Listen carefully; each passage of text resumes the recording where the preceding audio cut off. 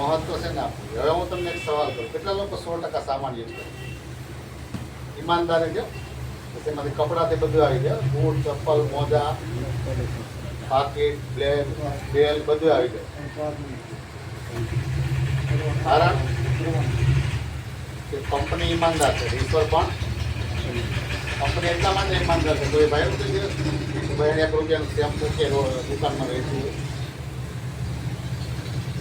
હોય તો તમારે આમાંથી કમાવાની ઈચ્છા. મેં હમણાં કિરણભાઈ લખાવ્યું હતું અંબાદની અંદર, તમે કે તમારી ઈચ્છા શું છે આમાંથી પૈસા કેટલા કમાવાના? તો 1 કરોડથી ચાલુ થયો, 1 કરોડ જોજો, અને 1 અબજ સુધી ચાલ્યા લોકો. પછી મેં સવાલ કર્યો, હવે આમાંથી મને કહો તમારે આમાં કેટલી ઈચ્છા છે મહિને કમાવાની? બધા કહો હાલો ભાઈ કહો તમારે કેટલા કમાવા? 1 કરોડ. તમારે 2 કરોડ મહિના, 2 કરોડ. તમારે ભાઈ 5 કરોડ. તમારે 5 કરોડ. તમારે 1 કરોડ. તમારે 2. તમારે 4 કરોડ. વેચ્યું શું લાભ? તમારે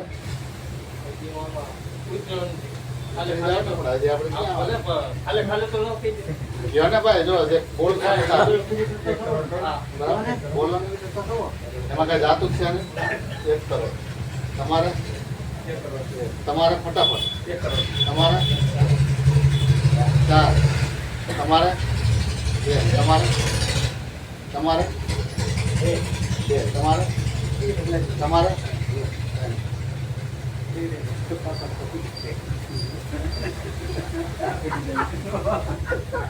બધા કરોડો તમારી વાત નથી, આ બધા રચવાની વાત નથી. હવે મારે કરોડો કમાવા છે તો મારે હવે આમાં શું કરવું છે? ખાલી મને એક જવાબ. સપના કેવડા મોટા છે? કરોડોના. અને એમ કે મીટિંગ છે ને 100 રૂપિયા ટિકિટ છે એ કે ત્યાં થોડા દેવા. હમણાં રાજકોટમાં પ્રોગ્રામ છે 16 તારીખે, સાંભળ્યું ને બધા? 1500 રૂપિયા ટિકિટ છે. કેટલા લોકો આવે છે? નકર છે ને આમાં નીકળી જાજો, કારણ કે જગત મફતમાં ક્યાંય કાંઈ ન મળે છે. તમારામાં કંઈક ઇન્વેસ્ટ કરો ને. આમાં કરોડો રૂપિયાનું શરીર છે, આમાં ઇન્વેસ્ટ નહીં કરો તો કોઈ આપશે ભાઈ? કુદરતના સિદ્ધાંતમાં આપે કે મફતમાં આપે કોઈ વસ્તુ? અને મફતમાં જે વસ્તુ મળે ને હું તમને એ આટલું નીચા કરી દો, જેને ભૂલી જાય કોઈ વાંધો નહીં. કરોડો રૂપિયા. હવે મને જવાબ આપો, કરોડો રૂપિયાનું તમારું સપનું છે સાહેબ, ત્યાં 2 જ કલાક આપીએ છે જોજો. અને જ્યાં કેટલું આવે છે સાંજે, જિંદગી બગાડી નાખી આખી. આમ ઘણું તો પેડ ખરાબ થઈ જાય. કરીએ ને આવું પેટ ખેતી માટે આપણે આખો પરિવાર નથી મતતા ભાઈ. આપણી ક્યારેક કિંમત કરી ખરી આખા પરિવારની? ત્યાં આપણે 8-8 કલાક, 12-12 કલાક, 16-16 કલાક આપીએ છીએ. અને અહીંયા આગળ મીટિંગમાં આવવાનું કે ટાઈમ નથી, ઝૂમમાં બપોરે બેસવાનું કે 1 વાગે તો ટાઈમ નથી, સાંજે 8:30 બેસવાનું કે ટાઈમ નથી, ગુરુકુળમાં બેસવાનું કે કોના માટે બેસવાનું પેલા એ મને કહો. તમારે આ કમાવું છે, કુદરત આપે. તમે એમને આવડી જાય. ડૉક્ટર તમારા છોકરાને ડૉક્ટર બનાવવો હોય તો સ્કૂલે મોકલવો પડે, કાં મોકલવો પડે? અને એને ડિગ્રી લેવા માટે કન્ટિન્યુ તમારે એની અંદર એના જે ખર્ચા છે મેન્ટેન કરવા પડે કે ના કરવા પડે? કદાચ તમારી ઘરે સમજી લો, આપણે જોયું છે કે કોઈ છોકરાના એના ભાઈના મેરેજ હોય ને કે અથવા બહેનના મેરેજ હોય ને, પરીક્ષા સાથે હોય ને, તો ક્યાં જાય પહેલાં? ના, નો ચાલે ભાઈ. એમાં શું ફેર પડી ગઈ કે આવતા મહિને દઈ દે, નો હાલે? હે ભગવાન બતા, નો હાલે. શું કામ? જિંદગીનો સવાલ છે. મહેનત કરી છે ને, ખર્ચો કર્યો છે. તો અહીંયા તો આપણે કંઈ ખર્ચો નથી કર્યો ને. કેવડા સપના છે? આવે ખરા? આપણે ઈમાનદાર છે એ ખરા? બાના બતાવીએ છે, છેતરીએ છે કોને? પોતાની જાતને. કે તમને એવું લાગતું હોય કે મેં અપ્લાયને બાનું બતાવી દીધું, મેં આમ કરી નાખ્યું તેમ? સાહેબ, તમારી જાતને તમે છેતરો છો. અને હું તમને ત્યાં સુધી કહું સાહેબ કે જિંદગીમાં આજે તમને હું ખાલી એક સવાલ કરું કે આમાં ઘણા લોકો મારી ઉંમરના હશે, 40-50 વર્ષના હશે જ ને? આમાં છે જ ને? કેટલા લોકો? 50 વર્ષ ઉંમર તો વધારે છે. દાદાની ભગવાન ભાઈની કેટલી છે? 60 પૂરા. તમારા 65 વર્ષ. તમારા 55 બરાબર? મારા 52 વર્ષ થઈ ગયા, હું નિવૃત્ત છું. બરાબર? અચ્છા, હવે તમારી જાત ઉપર અહીંયા હૃદય પર હાથ રાખીને તમારી જાતને પૂછો એક વખત કે 52 વર્ષથી આમ 20 વર્ષથી કામે ચડ્યો, આ 40 વર્ષથી કામ કરું છું. મારે જોઈએ મારી પાસે કપડાની જોડી ખરી? મારા ઘરવાળાને જોઈએ એવા મેં એને કોઈ દિવસ કપડાં લઈ દીધા ખરા? મારા બાળકોને જોઈએ એવા મેં એને શિક્ષણ આપ્યું ખરું? મારે જોઈએ એવું ઘર છે મારે 50 વર્ષે? મારે જોઈએ એવી ગાડી છે? જ્યાં તમે શું કરો છો? રાત દિવસ મહેનત કરો. શું કરો છો? ખાલી મહેનત કરવાથી કાંઈ નથી થાય.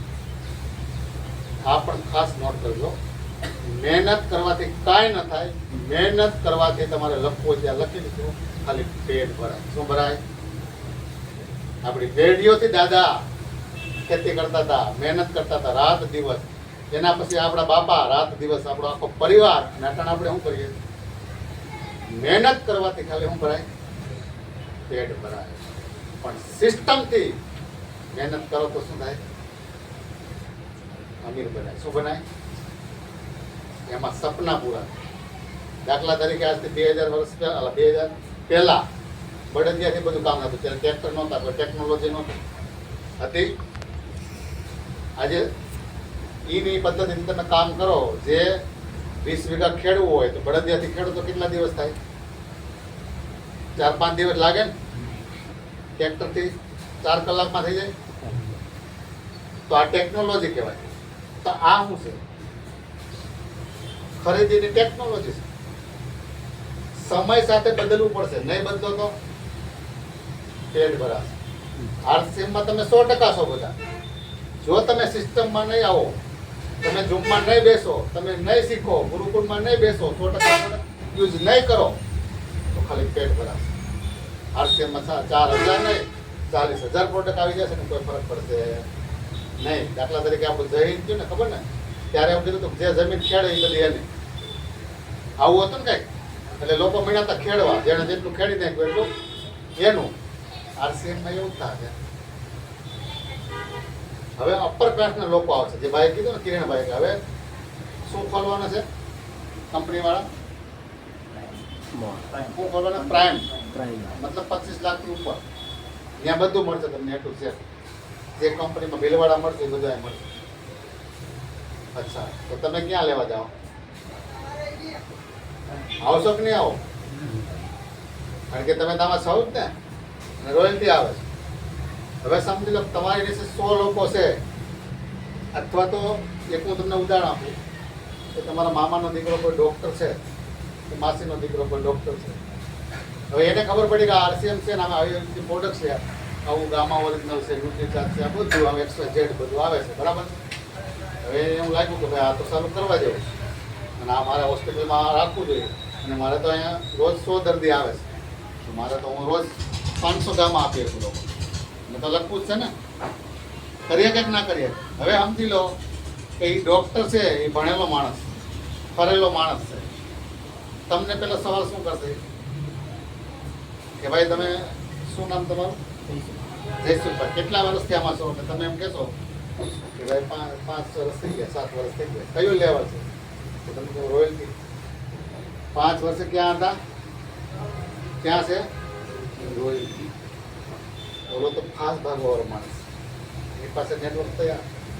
એ કોને ગોતશે? કોને ગોતશે?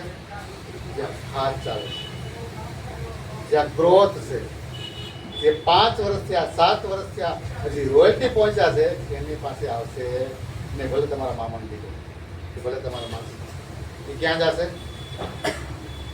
ફાસ્ટ. એ સાંજે રોયલ્ટી લઈને આવશે. ક્યાં આવશે? એક દિવસમાં રોયલ્ટી લઈને આવશે, પણ ક્યાં આવશે? જ્યાં ફાસ્ટ ચાલતું હશે. એવું નહીં માનતા. એટલે હું તમને કહું છું કે હવે અપર ક્લાસમાં જાય છે. આ અપર ક્લાસના લોકો આવશે. તમારા સગા પણ ચાલ્યા જશે. જેને કામ કરવું છે તમને છોડીને ચાલ્યા જશે. જેનું ઉદ્ધાર જ નથી થતો. સમજી લો કાંઈ રોયલ્ટી છે તો એને લોક મારી દીધા, પોતાનું મેન્ટેન થઈ ગયું. બધે આ જ પ્રોબ્લેમ છે ને. નીચે જે કરે કેટલીક રાહ જોશે? મને ખ્યાલ જેને આગળ જ વધવું છે રાહ જોવે, તો એના માટે શું કરવું પડશે? સિસ્ટમથી કામ કરવું પડશે. શું કરવું પડશે?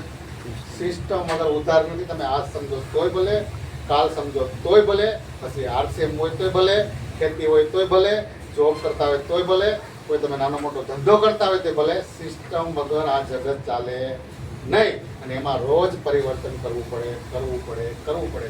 અમારા ટેક્સટાઇલની અંદર શરૂઆતમાં પહેલાં ખાલી પ્લેન કપડું બનતું હતું. કેવું બનતું હતું? તમે જોયા કોઈ ટેક્સટાઇલમાં આવેલા કોઈ દિવસ? છે કોઈ ટેક્સટાઇલમાં? સૌ મશીન છે તો જોયેલા ટેક્સટાઇલ એમ્બ્રોઇડરીની ના ઓલા મશીન, મોંઘા મશીન આવે. મતલબ ટૂંકમાં જે બનાવવું બને, સાડી, ડ્રેસ, કોઈ પણ વસ્તુ. બરાબર.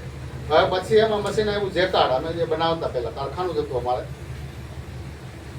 જેકાર્ડમાં તમારે સાડી બને, મતલબ પ્લેન જે કપડું હોય એની અંદર ડિઝાઇન બને. બરાબર. પણ કપડું વાઈટ જ